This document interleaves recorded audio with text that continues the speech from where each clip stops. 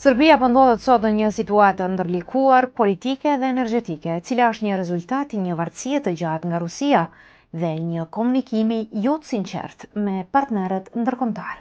Kështu po vlerëson analisti Dragan Shormas, i cili tha se presidenti Vučić është i detyruar të pranojë dy të vërteta që deri më tani i kishte mohuar. E para sipas tij, qeveria serbe ka krijuar përshtypje se Rusia ishte gati t'ia shiste Serbi sanksionet e nisit dhe se ekzistonin negociata për këtë çështje. Ndërkohë që në realitet, palja ruse nuk ka pasur fare qëllim të shes dhe nuk e ka ndërmarrë asnjë hap konkret në këtë drejtim. Shormas thotë se Serbia ka pasur mundësi të blejë gazin nga vende të tjera, por për vite me radhë është thënë se kjo ishte e pamundur.